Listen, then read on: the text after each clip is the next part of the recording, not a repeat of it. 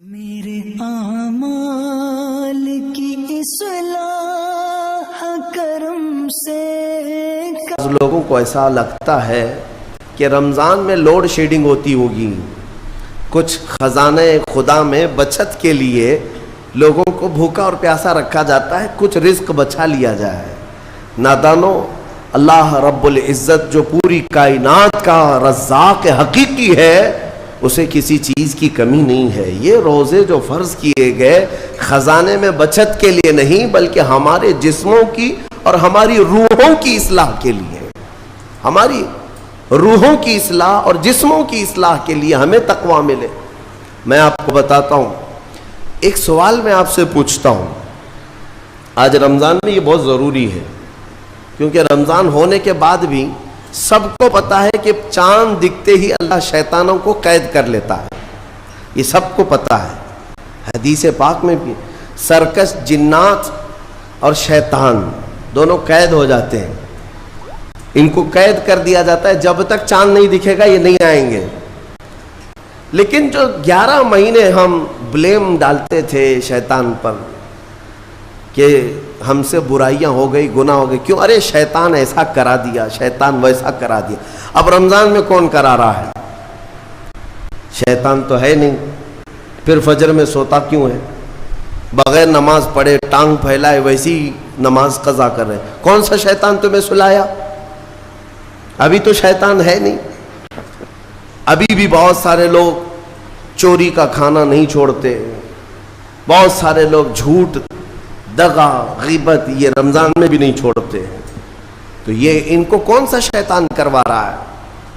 کون سا شیطان یہ برائیاں کرواتا ہے؟ اس کے جواب کے لیے ایک چیز سمجھنا ضروری ہے۔ یہ بات تو مشہور ہے کہ ساری برائیاں شیطان کرواتا ہے، ابلیس کرواتا ہے نا؟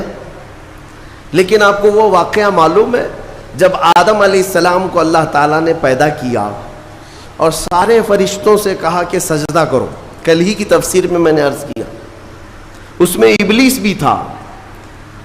ابلیس بھی اس وقت بہکا ہوا نہیں تھا، گمراہ نہیں تھا، وہ اچھا تھا۔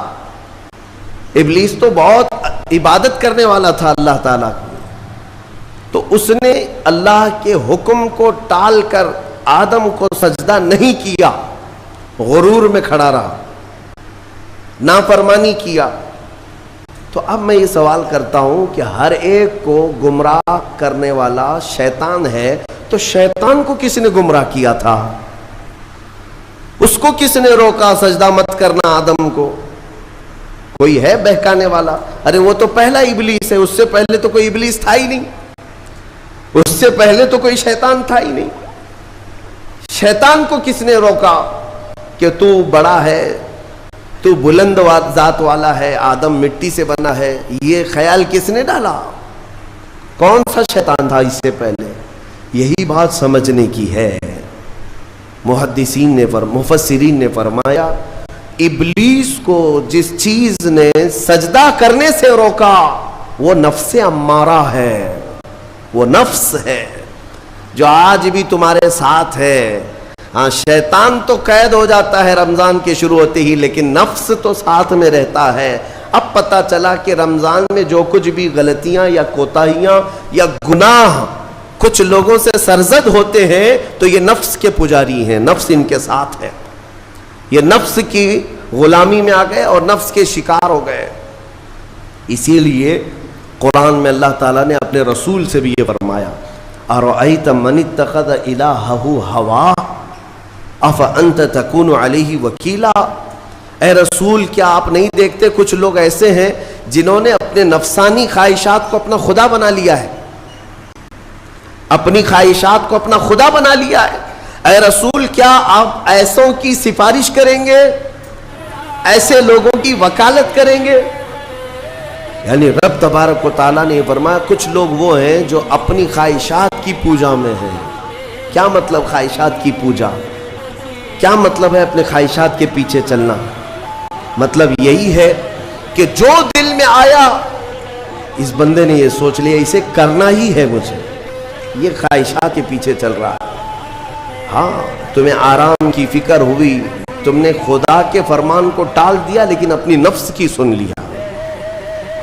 اللہ تبارک و تعالیٰ کا حکم کچھ اور ہے لیکن تمہاری طبیعت کچھ اور چاہ رہی ہے. رب تبارک و تعالیٰ کا حکم تھا صبح صبح تمہیں اپنے گھر بلا رہا تھا لیکن تم نے اس کی نہیں سنی, اپنے من کی سنی, اپنے نفس کی. تو یہی تو ہوا نفس کی پوجا, یہی ہے نفس کی عبادت, نفس کی پرستش, جس کو قرآن میں کہا گیا ہے کہ کچھ لوگ ایسے ہیں جنہوں نے اپنی خواہشات کو خدا بنا لیا. یہ نفس امارہ جس کے بھی اوپر حاوی ہو جاتا ہے, اچھے اچھوں کو یہ ان کا تقوی بھسم کر دیتا ہے, ایمان سے بھی دور کر جاتا ہے. اس لیے میرے عزیزوں, میں جو عرض کرنے جا رہا ہوں وہ یہ ہے کہ ہمارے لیے زندگی میں سب سے بڑا چیلنج اپنے نفس امارہ سے لڑنا.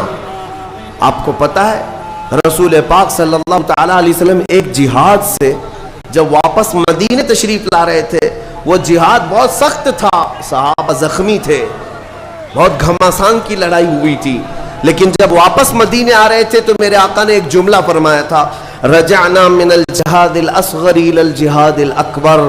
اے میرے صحابہ, ہم چھوٹے جہاد سے بڑے جہاد کی طرف جا رہے ہیں. صحابہ نے پوچھا اس سے بڑا جہاد اب کون سا ہے یا رسول اللہ؟ میرے آقا صلی اللہ علیہ وسلم فرماتے ہیں, اے میرے صحابہ, اپنے نفس سے لڑنا اب یہ بڑا جہاد ہے, نفس سے لڑنا بڑا جہاد ہے. میرے عزیزوں, یہ خواہشات کو ہی ختم کرنا ہو, اس نفس کو اگر کنٹرول میں لانا ہو تو کیا کرو گے؟ نفس امارہ سب کے پاس ہے. قرآن میں مولا فرماتا ہے وَمَا أُبَرِّئُ نَفْسِي إِنَّ النَّفْسَ لَأَمَّارَةٌ بِالسُّوءِ إِلَّا مَا رَحِمَ رَبِّي. کوئی اپنے نفس سے بچ نہیں پائے گا سوائے وہ شخص جس پر میرا رب رحم فرمائے. اللہ کا رحم جس پر ہو گیا وہ اپنے نفس سے بچ جائے گا. میں آپ کو ایک دعا بتاتا ہوں. حضور پاک صلی اللہ علیہ وسلم اگر دعا کرتے تھے تو اس سے آپ کو اندازہ ہو جائے گا کہ یہ کتنی امپورٹنٹ چیز میں آپ کے سامنے کہہ جا رہا ہوں. کون سی؟ حضور جب دعا کرتے تھے تو یوں کہتے تھے اللہ کی بارگاہ میں, اللہم لا تکلنی الی نفسی طرفۃ عین. اے اللہ, تو مجھے میرے نفس کے حوالے ایک منٹ کے لیے بھی مت دینا, تو اپنی حفاظت میں رکھ. حضور جب یہ دعا کرتے تھے کہ مجھے میرے نفس کے حوالے ایک منٹ کے لیے, طرفۃ عین کہتے ہیں پلک جھپکنے کے برابر, اتنے ٹائم کے لیے بھی اے اللہ تو مجھے میرے نفس کے حوالے مت کرنا, تو اپنی حفاظت میں رکھ. سید الانبیاء جب یہ دعا کرتے ہیں تو اندازہ کرو اے مومنو, نفس کی تباہ کاریاں کیا کیا ہیں. یہ کتنوں کو ہلاک کر دیتا ہے, کتنوں کا عمل ضائع کرتا ہے, کتنوں کا ایمان ختم کرتا ہے. اب میں جو بات کہہ رہا ہوں وہ یہ توجہ سے سنو. یہ نفس امارہ جس نے شیطان کو بھی گمراہ کیا, شیطان کو بھی بہکا دیا, یہ نفس آدم کو سجدہ نہ کرنے کا جو غرور پیدا کیا, یہی نفس امارہ تھا. اس نفس امارہ کو اگر کوئی کنٹرول کرا سکتا ہے تو وہ ماہ رمضان المبارک ہے. بس یہی ہے رمضان کی فضیلت. رمضان المبارک اس لیے تمہیں دیا گیا کہ بڑی بڑی طاقتیں تمہارے نفس کو قابو میں نہیں کر پائیں گی, لیکن رمضان کے روزے تمہیں کنٹرول میں لے آئیں گے, کنٹرول میں لائیں گے. اب سمجھ میں آیا کہ روزے کیوں رکھائے جا رہے ہیں؟ ارے گرمیوں کی شدت ہے, ادھر حلق سوکھا جا رہا ہے, پیٹ پیٹ سے لگ جاتا ہے. ان لوگوں کو پوچھو روزہ کیسا ہوتا ہے جو مزدوری کرتے ہیں, ان لوگوں سے پوچھو جو دن بھر کام کاج کرتے ہیں. میرے عزیزوں, روزے رکھنے کے بعد کیا رب تبارک و تعالی کسی کو اس کی طاقت سے زیادہ تکلیف دینا چاہتا ہے؟ نہیں میرے عزیزوں, وہ رحمان ہے. اس نے جب تمہیں ماں کے پیٹ میں 9 مہینے رزق دیا تو کیا کائنات میں نہیں دے گا؟ تمہیں ماں کے پیٹ میں بھی بن ہاشم لایا رزق دیتا رہا. تم جب دنیا میں آئے, تمہارے ماں کے سینے میں خون سے دودھ کس نے بنایا؟ تمہارے رزق کا انتظام کرنے والا وہ خدا. اگر تمہیں حکم دیتا ہے کہ صبح سے لے کر شام تک بھوکے رہو تو یہ اس کا ظلم نہیں بلکہ یہ عین کرم ہے. اللہ تبارک و تعالیٰ کا رحم ہے تم پر کہ وہ مولا ہماری اصلاح چاہتا ہے کہ ہمارے اندر تقوی آ جائے جسم میں بھی اور روح میں بھی. اب ایک اور بات میں آپ کو بتا دوں. میں نے ایک بات پڑھی تھی نفس کے متعلق, یہ نفس امارہ. اسی لیے امام غزالی رحمۃ اللہ تعالی علیہ نے فرمایا اللہ کی جو مخلوق ہے وہ 3 طرح کی ہے. ایک فرشتے, دوسرے انسان, تیسرے جانور. یہ 3 الگ الگ قسم کی مخلوق ہیں, کیونکہ اللہ تعالیٰ نے تینوں کو جو چیزیں دی ہیں ان میں فرق ہے. فرشتوں کو اللہ نے عقل دیا ہے, نفس نہیں ہے. نفس, شہوت, برائی کرنے کی خواہش فرشتوں کے اندر ہے ہی نہیں. وہ سوچ بھی نہیں سکتے برائی کرنے کا. فرشتوں کو اللہ نے عقل دیا ہے, اور عقل عزت والی چیز ہے. اور جانوروں کو اللہ نے نفس دیا ہے, عقل نہیں. عقل والے نہیں ہیں جانور, عقل والے نہیں, لیکن نفس ہے, شہوت ہے. شہوت بھی ہے, نفس بھی. لیکن انسان ایک ایسی مخلوق ہے جسے اللہ نے عقل بھی دیا ہے, نفس بھی دیا. مطلب یہ ہے کہ تمہیں اللہ نے ایک چیز فرشتوں والی دی ہے, ایک چیز جانوروں والی بھی دی ہے. دونوں تمہارے اندر ہے, عقل بھی ہے, نفس بھی ہے. لیکن امام غزالی فرماتے ہیں توجہ, جو بندہ نفس ہونے کے باوجود گناہوں سے اپنے آپ کو بچا لیا, وہ بندہ فرشتوں سے بھی افضل ہے. کیوں؟ فرشتے اس لیے بچے ہوئے ہیں کہ ان کے پاس نفس ہے ہی نہیں, اور تم بچ رہے ہو تو کمال کی بات ہے. نفس ہوتے ہوئے بھی گناہ سے بچ گیا تو اس انسان کا مقام فرشتوں سے بھی اعلیٰ ہے. لیکن ساتھ ہی امام غزالی یہ بھی فرماتے ہیں عقل ہونے کے باوجود اگر گناہوں سے نہیں بچتا تو پھر وہ جانوروں سے زیادہ ذلیل ہے.